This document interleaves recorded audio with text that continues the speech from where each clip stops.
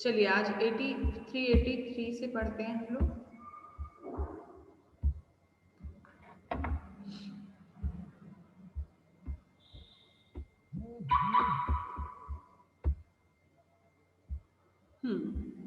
Procedure when appellant in jail.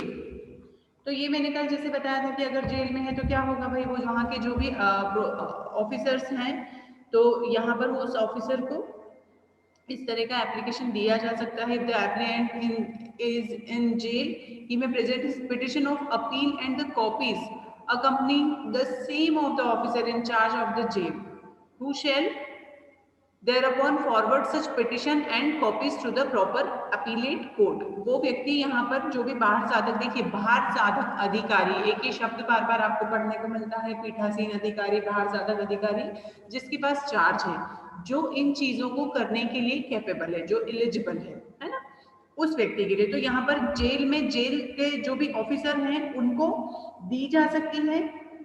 अब क्या appeal खारिज की जाएगी या की जा सकती है? Summary dismissal of appeal.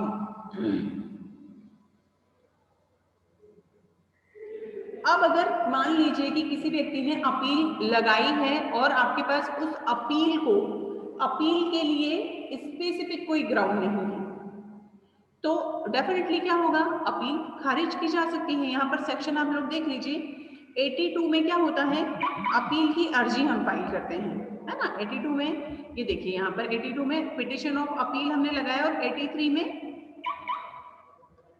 अगर कोई जेल में है, इन दोनों कंडीशन में अगर किसी ने अपील लगाई है तो वह अपील खारिज भी की जा सकती है। कब की जाएगी? जब उसके लिए कोई प्रॉपर ग्राउंड नहीं है।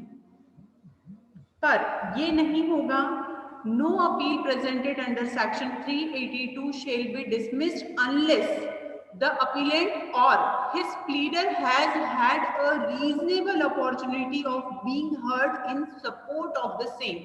सुने जाने का अवसर, सुने जाने का अधिकार। अपील ऐसा नहीं है, अपील लगाई गई है, सामने वाले को सुना जाएगा, वो क्या कहना चाहता है, उसके बाद कोर्ट डिसीजन लेगा कि क्या उसमें ग्राउंड्स थे या नहीं। इसी तरह उसे सुनवाई का उचित अवसर दिए बगैर, बी देखेंगे आप इसमें, no appeal presented under section 383 shall be dismissed except after giving the appellant a reasonable opportunity to being heard in support of the same unless the appellate court consider that the appeal is frivolous or that the production of the accused in custody before the court would involve such inconvenience as would be disappropriation in the circumstances of the case। यहाँ पर अगर उसे उस मामले में अभिरक्षा में, मतलब कस्टडी में अगर पेश किया गया है तो अपील न्यायालय यह विचार करने के लिए, मतलब यहाँ अपील सिंपल सा है, आपको समझना है कि कभी भी अगर कोई अपील फाइल की जाती है तो उस अपील के संबंध में पूरी तरह से जब तक सामने वाले को एक बार सुने जाने का अधिकार नहीं दिया जाता है तब तक कोर्ट किसी, चाहे कोई ग्राउंड है ना है, पर आपको यहाँ पर अपील सुना जा, अपील को एक बार सुना जाएगा, एक बार उसे अवसर जरूर दिया जाएगा। इसी तरह ऊपर 363 में अगर कोई अपील लगाई गई है तो संक्षिप्त खारिज नहीं की जाएगी जब तक कि ऐसी अपील करने के लिए अनुज्ञात अवधि का अवसान न हो चुका हो। मुझे ये हिंदी जो मैंने रीड की, कोई बता सकता है क्या था ये? आई विल रिपीट, किसी अपील को संक्षिप्ततः खारिज न किया जाएगा जब तक कि इसे अपील करने के लिए अनुज्ञात अवधि का अवसान न हो चुका हो। मैंने हिंदी जो रीड किया है, मुझे उस हिंदी का मतलब जानना है। अजय बता पाओगे मुझे क्या है?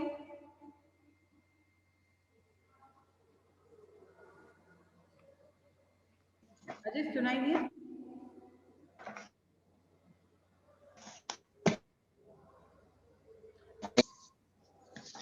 हेलो। हाँ अजय बताओ, मैंने जो रीड किया उसका मतलब क्या था? हेलो मैम, वो मैं किस टाइप से बोलूं मैम, समझ में नहीं आ रहा किस टाइप से मैम बताना है। तो बोलना सीखना पड़ेगा, कोर्ट में जाना है कुछ दिनों बाद ही। देखिए एक चीज मैं आपको बताऊं, यस मैम। बार बार आप लोगों को बोलती हूँ ना कि आप लोग रीड करें। मैंने सीपीसी में भी हर बार इस बात पर जोर दिया है कि हिंदी और इंग्लिश दोनों को आप रीड करेंगे। बोला है ना, सभी को बोला है, चाहे इंग्लिश मीडियम के स्टूडेंट्स हो चाहे हिंदी के हों।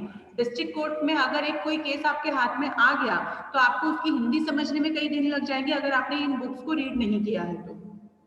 और हिंदी और इंग्लिश का यहाँ पर लॉ में कोई डिस्क्रिमिनेशन नहीं होता है, इसलिए आप दोनों क्लास के जो बच्चे हैं दोनों को मीडियम को आपको साइड में रखना है, आपको दोनों आना चाहिए।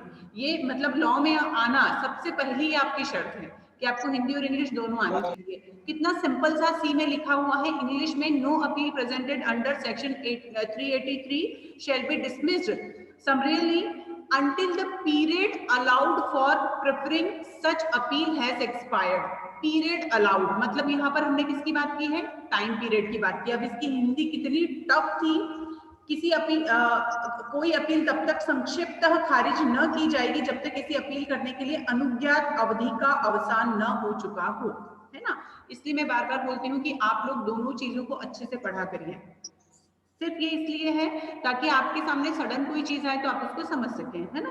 तो यहाँ पर ये टाइम पीरियड को लेकर है कि अवधि मतलब समय, अनुज्ञात मतलब जो अलाउड किया गया है, जैसे हमने कहा ना प्रिस्क्राइब्ड टाइम पीरियड, तो ये वहां पर कि ये वो समय है जो यहाँ किसी अपील के लिए मान लीजिए 30 डेज का है या 90 डेज का टाइम है, उस 90 डेज में आपने अगर अपील लगा दी है तो पहले तो उस ग्राउंड पे आप किसी भी तरह से उसको खारिज नहीं कर सकते हैं। हमारे पास समय है, ग्राउंड है या नहीं है, we have right to file an appeal. अब अगर हमने अपील फाइल कर दी है तो इस ग्राउंड पे अगर वो टाइम पीरियड उसका एक्सपायर नहीं हुआ है तो उस ग्राउंड पे आप उसे संक्षिप्त मतलब प्रथम दृष्टया पहले मामले में देखते ही उसे खारिज नहीं करेंगे, ठीक है।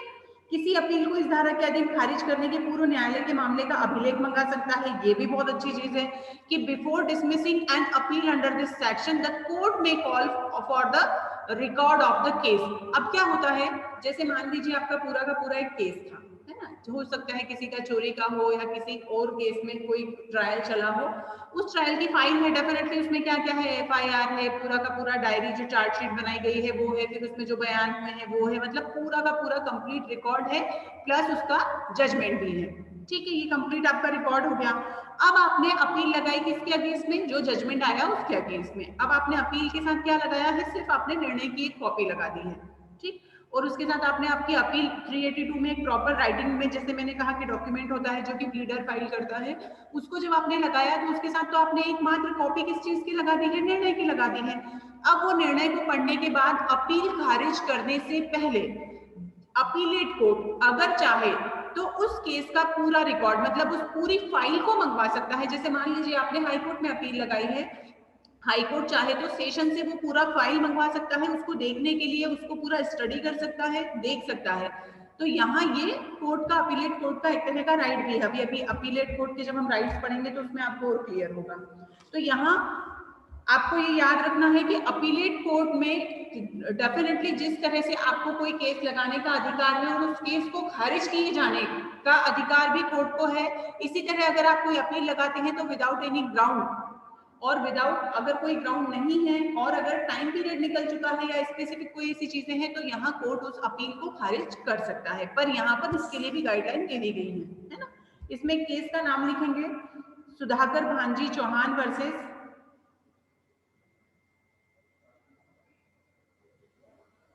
Sudhakar Bhanji Chauhan versus state of Maharashtra 1973। अब मगर मान लीजिए कि कुछ ऐसे, ये किससे रिलेटेड है कि जब हमने अपील लगाई उस अपील में हमने कुछ ऐसे विवादक समझते हैं ना, कुछ ऐसे डिस्प्यूटेड इश्यूज उठाए विद फैक्ट्स, उसके बावजूद कोर्ट ने उस अपील को खारिज कर दिया। फिर उसके फेवर में हम कहाँ गए, हाई कोर्ट में गए, वो सुप्रीम कोर्ट में गए। सुप्रीम कोर्ट ने कहा कि अगर किसी अपील में कोई नए विवादक इशू इस तरह के जो उसी के कंसर्न के हैं और उसी से जुड़े हुए हैं तो यहाँ पर उस अपील को खारिज किया जाना न्यायोचित नहीं होगा।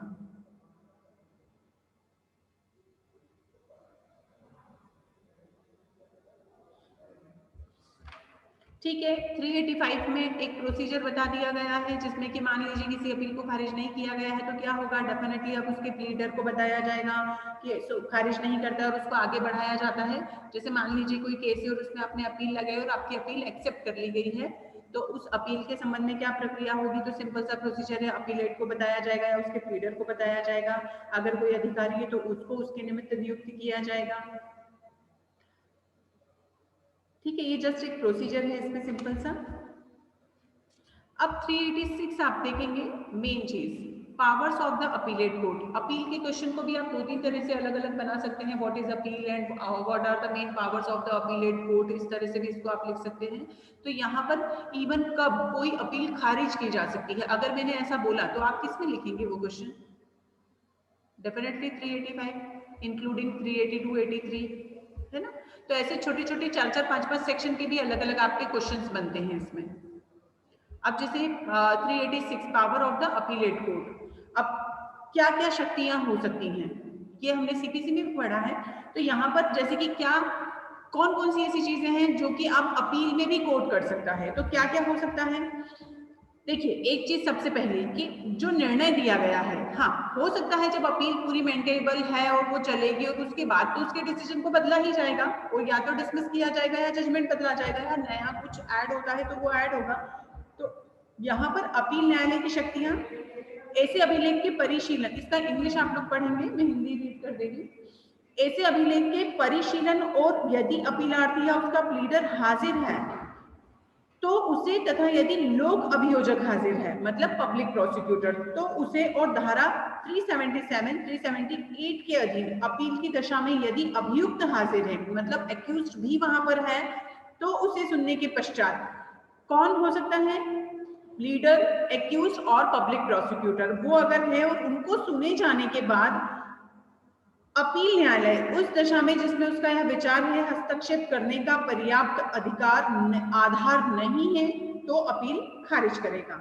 अब अगर वो नहीं करता है देन दोष मुक्ति के आदेश से अपील में ऐसे आदेश को उलट सकता है। देखिए क्या अधिकार हुए, पहली चीज जो भी कंसर्न पर्सन है उसको सुने जाने के बाद if there is no ground तो वो अपील को खारिज कर सकता है या दोष मुक्ति के ऑर्डर दे सकता है।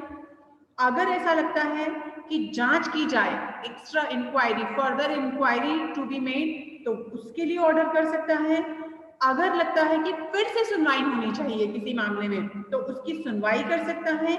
और अगर लगता है कि जो सेंटेंस है वो अकॉर्डिंग टू लॉ नहीं है वो कर सकता है। दोष सिद्धि में क्या होगा, in an appeal from a conviction. देखिए जो भी decision reverse the finding and sentence and equity of discharge the accused or order him to be retried by a court of competent jurisdiction subordinate to such appellate court of committed for trial, निष्कर्ष और दंडादेश को उलट सकता है। ठीक है, अभियुक्त को दोष मुक्त या उन्मोचित कर सकता है, या तो डिस्चार्ज कर सकता है या दोष मुक्त कर सकता है। और अपीलेट कोर्ट को यह भी राइट है कि अगर कोई कंपेटेंट ज्यूरिसडिक्शन मतलब सक्षम क्षेत्राधिकार, सक्षम क्षेत्राधिकार मतलब कंपेटेंट ज्यूरिसडिक्शन में जो भी अधीनस्थ न्यायालय है मतलब जिसने की उस अपील को या उस केस को चलाया जा सकता था उसे रिवर्ट कर सकता है, रिमांड पर भेज सकता है फिर से कि आप उसका रीट्रायल करेंगे, है ना। इसी तरह alter the finding maintaining the sentence, जो भी दंडादेश दिया गया है या तो उसे एज इट इज रख सकता है या उसमें परिवर्तन कर सकता है।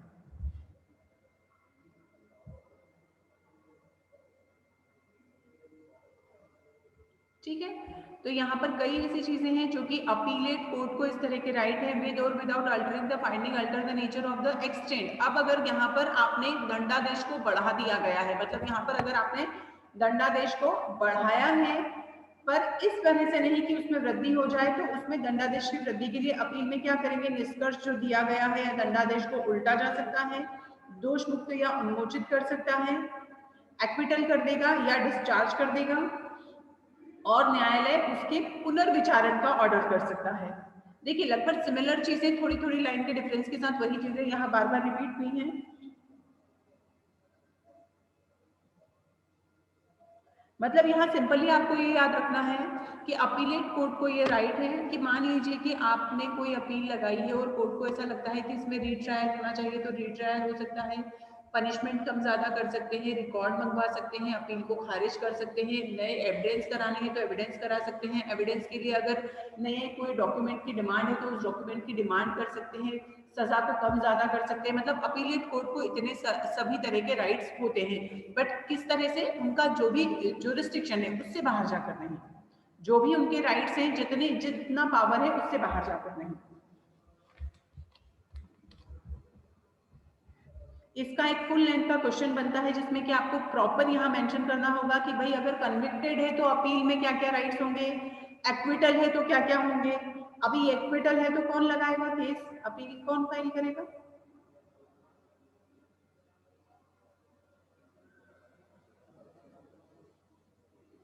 बता पाएगा मुझे कोई? आवाज अगर आ रही है तो, कल ही पढ़ा है हमने ये। अगर कोई व्यक्ति एक्विटल या दोष मुक्त सिद्ध कर दिया गया है तो उसके अगेंस्ट में अपील में कौन जाएगा?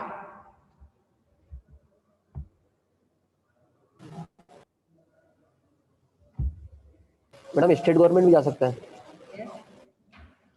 और विक्टिम जा सकता है नहीं? विक्टिम उसका पता नहीं मैडम।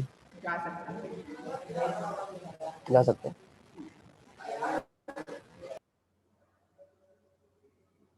यहाँ पर उसके लिए प्रोसीजर होगा स्टेट गवर्नमेंट के फेवर के साथ, यहाँ पर उन्हीं के साथ, मतलब दो तरह से अपील फाइल हो जा सकती है, स्टेट गवर्नमेंट भी कर सकता है, फिर जो विक्टिम है वो भी कर सकता है। मतलब यहाँ पर अपील के लिए ऐसे रिस्ट्रिक्शंस नहीं है, तो यहाँ पर वो भी जा सकते हैं, पर यहाँ परमिशन के साथ होता है जो भी होगा। अपीली न्यायालय की तीन तरह से आप इसका एक हाईलाइट कर लेंगे इसको। फर्स्ट, अगर कन्विक्टेड है मीन्स दोष सिद्ध है तो किस तरह से अपील होगी। सेकंड, अगर जो एक्सटेंशन ऑफ सेंटेंस, दंड जो दिया गया है अगर उसमें विस्तारण करना है मीन्स उसे बढ़ाया जाना है तो उस बढ़ाया गया है तो उस कंडीशन में, या बढ़ाया जाना है तो उस कंडीशन में। थर्ड, एक्विटल मतलब दोष मुक्त किया गया है तो उस कंडीशन में। और अदर्स, मतलब 4 पॉइंट्स में आपका ये क्वेश्चन कंप्लीट होता है। इसमें केस लिख लीजिए, सलीम जिया वर्सेस स्टेट ऑफ यूपी।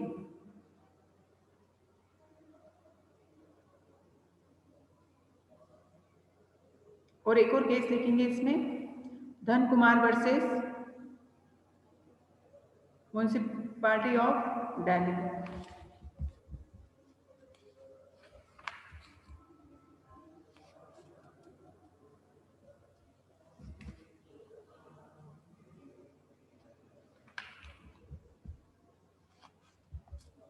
अब इसमें डायरेक्ट आप 389 पे आएंगे जो मेन सेक्शन है कोर अपील का। बाकी चीजों को आप रीड करेंगे, आई डोंट थिंक उसमें कोई प्रॉब्लम आएगा आपको। देखिए, suspension of sentence pending the appeal, release of appellant on bail, ये होता है 389 की। आप सभी लोग समझते हैं 389 की एप्लीकेशन भी लगाई जाती है। जैसे मान लीजिए कि किसी केस में आपने अपील फाइल कर दी है ना, अब अपील का डिसीजन ऐसा तो नहीं आज के आज हो जाएगा, टाइम लगता है। तो उस दौरान अगर जो अपीलेंट है वो अगर बेल पर छूटना चाहे तो वो बेल की अर्जी यहाँ लगा सकता है और उसे बेल पर, जमानत पर छोड़ा जा सकता है। देखिए हिंदी में ऐसे सुन लेना एक बार, अपील लंबित रहने तक दंडादेश का निलंबन, अपीलार्थी का जमानत पर छोड़ा जाना। मतलब जैसे मान लीजिए किसी को 2 साल की सजा हुई है किसी केस में, ठीक, आपको जजमेंट आ गया है, आपको सजा हो चुकी है, वहां पर डिक्लेयर हो गया। जैसे ही आपका जजमेंट आया आप अपील में चले गए, अपील लगा दी गई भैया, मान लीजिए कि जो दोषी है, जो एक्यूज्ड है, उसी ने अपील फाइल कर दी। अब उसे जुडिशियल कस्टडी में भेजने की बजाय उसने अपील फाइल किया है कि उसने जो भी उसे सजा दी गई है वो गलत दी गई है, और अगर उसमें इस तरह के कोई ग्राउंड्स देखे जाते हैं और अपील को एक्सेप्ट कर लिया गया है, अब वो पेंडिंग है। अब अगर वो पेंडिंग है और इसी बीच अगर अपीलेंट अपने बेल के लिए अर्जी लगाता है, जमानत के लिए अर्जी लगाता है, तो उसे जमानत पर छोड़ा जा सकता है और उसकी जो सेंटेंस है उसे क्या कर दिया, निलंबन कर दिया। कब तक के लिए? जब तक के लिए उस अपील का डिसीजन ना हो जाए। समझ आया? ये बहुत सिंपल सा है, रिपीट करूं इसे? Yes ma'am. देखो क्या होता है, जैसे मान लीजिए कि किसी व्यक्ति को किसी मामले में सजा हो चुकी है। अब सजा जैसे ही हुई, जैसे कि मान लो उपेक्षापूर्ण वाहन दुर्घटना का केस है ना, दुर्घटना के केस में। अब क्योंकि देखिए ये केस कैसे होते हैं, आप इंटेंशनली तो किसी को मारना नहीं चाह रहे हैं, पर फिर भी आपके हाथ से मान लीजिए कि उपेक्षापूर्ण वाहन चलाने में आपके हाथ से 304 बी में किसी का मर्डर हो गया, 304 ए या बी है ना।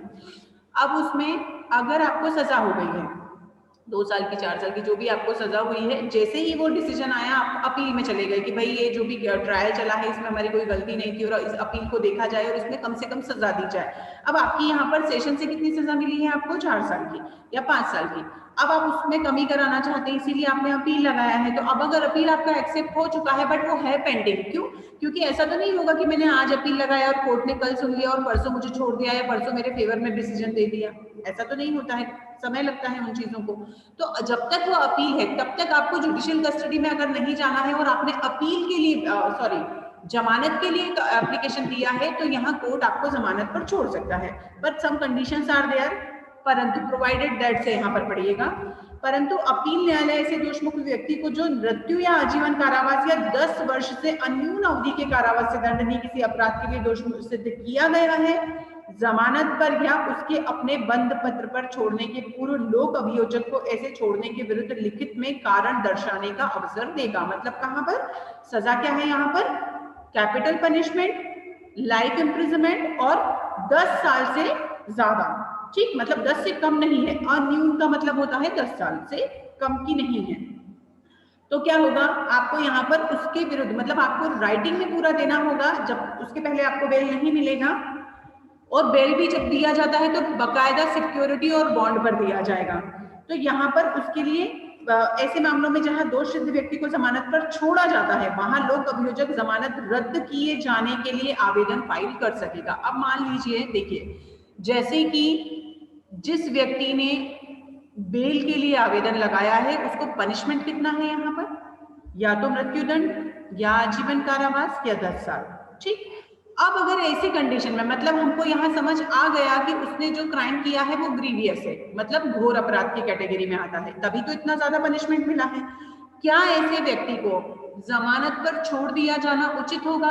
अब उसने सामने वाले ने मीन्स एक्यूज ने तो यहाँ पर अपनी अपील लगा दी है, उसके अगेंस्ट में अगर पब्लिक प्रोसिक्यूटर मतलब कि कौन, इनडायरेक्टली हमारी सरकार, स्टेट गवर्नमेंट या पब्लिक प्रोसिक्यूटर उसके अगेंस्ट में उसके कैंसिलेशन के लिए, उस बेल के कैंसिलेशन के लिए एप्लीकेशन लगाना चाहे तो लगा सकता है। समझ आया ना यहाँ पर? मतलब डेफिनेटली कि हमको उस पेपर भाई अपराधियों को सजा दिलाने जाने का काम पुलिस का और जुडिशरी का है, वो इतनी मेहनत करके उसको मृत्युदंड या आजीवन कारावास या 10 साल से कम का जो भी अपराधी उसकी वो सजा दिलवाते हैं, और अगर उसको हायर कोर्ट या अपीलेट कोर्ट बेल दे देता है तो यहाँ पर पब्लिक प्रोसिक्यूटर उसके अगेंस्ट में उस बेल की एप्लीकेशन के कैंसिलेशन के अगेंस्ट में एक एप्लीकेशन दायर कर सकता है। यहाँ पर आप लोग इसको ये 3rd वाला पैरा पढ़ें फिर से, है ना, तो और क्लियर होगा। 2 के जस्ट ऊपर वाली 2 लाइन, है ना। फिर क्या है, अपील न्यायालय को इस धारा द्वारा प्रदत्त शक्ति का प्रयोग उच्च न्यायालय भी किसी ऐसी अपील के मामले में कर सकता है जो किसी दोष सिद्ध व्यक्ति द्वारा उसके अधीनस्थ न्यायालय में की गई है। जहां दोष सिद्ध व्यक्ति ऐसे न्यायालय का जिसके द्वारा वह दोष सिद्ध किया गया है यह समाधान कर देता है कि वह अपील प्रस्तुत करना चाहता है, वहां न्यायालय उसे जमानत पर छोड़ते हुए 3 वर्ष से अनधिक अवधि के लिए कारावास से दंडादेश किया गया है। तो मतलब यहाँ पर इन्होंने कंडीशंस बता दी गई हैं कि किस किस तरह के अपराध में किस किस कहाँ पर उस तरह का एप्लीकेशन एक्सेप्टेबल है और कहाँ पर नहीं है, और कहाँ पर पब्लिक प्रोसिक्यूटर लिए एप्लीकेशन लगा सकता है। इसको प्रॉपर अच्छे से एक बार पढ़ लेना।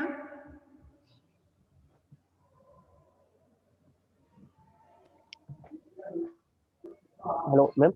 हाँ बेटा।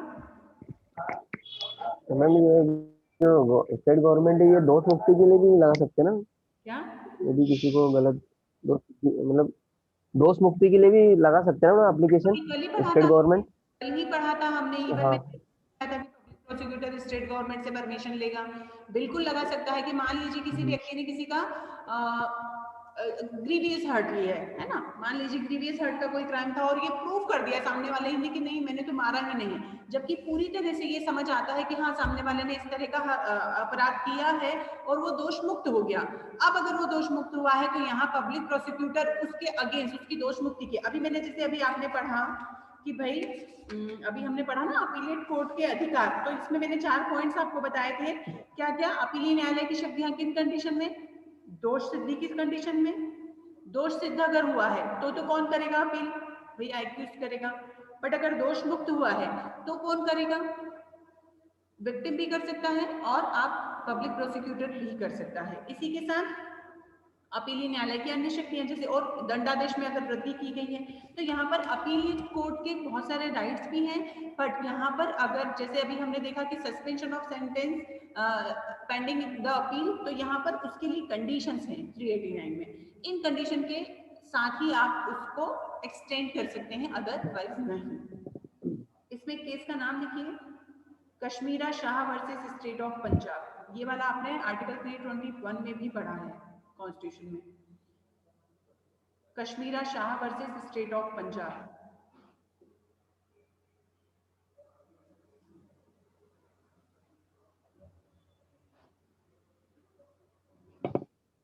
कि मान लीजिए कि अभियुक्त को जमानत पर छोड़ा जाना चाहिए या नहीं, ये उसके कंसर्न में है।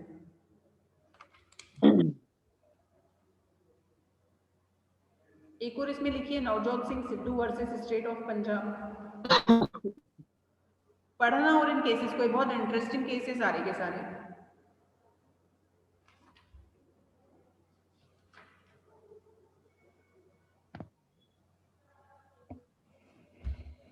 अब सीधे आप लोग आइए 394 पे। बाकी के सारे सेक्शंस आप लोगों को पढ़ने हैं, जिसमें जो कुछ समझ नहीं आ जाता वो आपको पूछना है, क्योंकि एक एक सेक्शन अगर हम पढ़ेंगे तो ऑलरेडी एग्जाम्स होंगी, तो टाइम नहीं है हम लोग के पास। देखिए, सबसे खास चीज अबेटमेंट ऑफ अपील्स कब होगा? Death of the accused. अगर अभियुक्त मर जाता है तो डेफिनेटली जो अपील होगी उसका क्या होगा? एक शब्द लिख लेना सभी लोग, उपशमन। उपशमन, अबेटमेंट ऑफ अपील्स, अपीलों का उपशमन होना। तो कब हो सकता है? जब अभियुक्त की मृत्यु हो जाती है। अब अक्यूज की डेथ ही हो गई तो क्या हो सकता है? कुछ नहीं हो सकता है, चाहे दोष सिद्धि के लिए हो, चाहे दोष मुक्ति के लिए हो, चाहे दंडादेश बढ़ाने के लिए हो, कम करने के लिए हो, कुछ भी नहीं होगा। इसी तरह जुर्माने की दंडादेश की अपील के सिवा प्रत्येक अन्य अपील की अपीलार्थी, जुर्माने के दंडादेश की अपील को छोड़कर सभी में अपीलार्थी की मृत्यु अगर हो जाती है तो हमारी जो अपील है वो क्या हो जाएगा? खत्म हो जाएगी, है ना। इसमें केस का नाम लिख लीजिए, गिरजा प्रसाद वर्सेस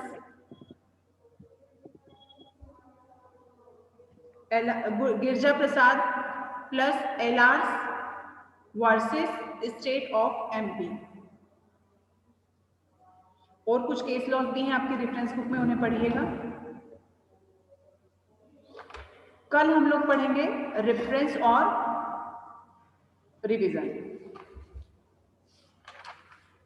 तो तब तक एक बार सारे के सारे अपील को अच्छे से रीड कर लीजिएगा, पूरा अच्छे से रट जाए ऐसा, ताकि ये चीजें और अच्छे से समझ में आ जाए,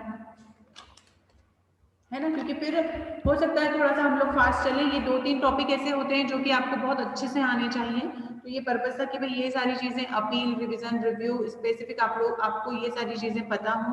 तो मेन टॉपिक हम लोग के ऑलरेडी कवर हुए जा रहे हैं, तो 2-3 दिन में इसको खत्म करते हैं। कल ही का वर्किंग है, हाँ, तो कल हम इसको खत्म करेंगे।